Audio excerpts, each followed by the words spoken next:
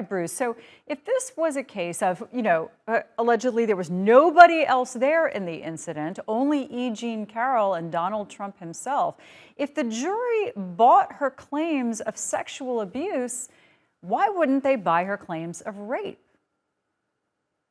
Ms. Kaczynski, thanks for having me on, and that's a good question. The reason why is that the evidence didn't support that. It simply didn't support a claim of rape. But what did, evidence? however, There is no evidence. There's only allegations. It's only her word. Right. How she described the incident amounted to sexual battery as opposed to actual rape itself.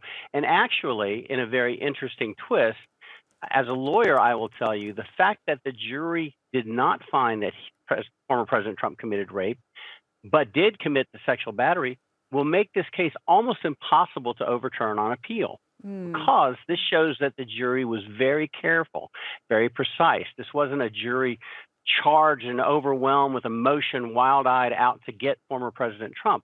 It was a jury that apparently took the evidence in, carefully weighed it through, sifted through it, and arrived at its verdict.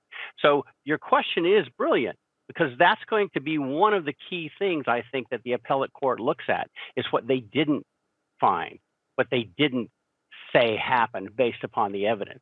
So this is going to be a very difficult case to win on appeal for President Trump, I believe. And in a case that is so important, based on the seriousness of the allegations, based on the financial stakes, and the fact that this wasn't just one woman testifying during the trial, there were two other women who made similar claims that Trump tried to force himself on them. Why would he not show up to defend himself?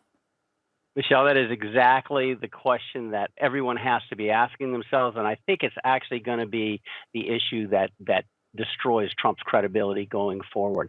He withdrew like a coward. His failure to show up can only be seen as being afraid to show up to tell his truth. He didn't even bother to try to tell his truth.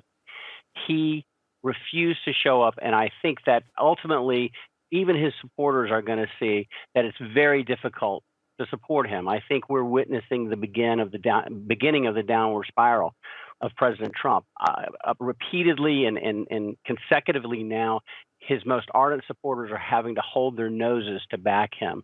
And I think we're seeing that President Trump is not a person that is easy to like. He's not easy to support.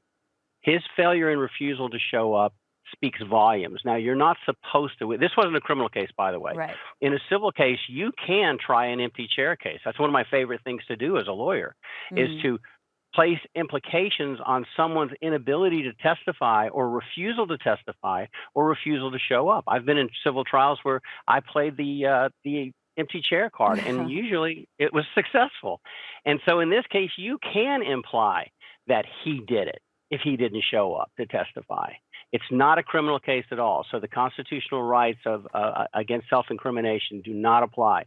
So that was a huge error on his part, but I think it speaks volumes about what was really going on here.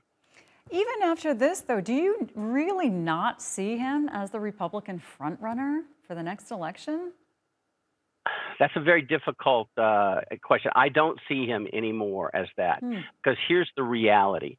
The reality is the only way President Trump can prevail and be elected president again is if he goes beyond his base.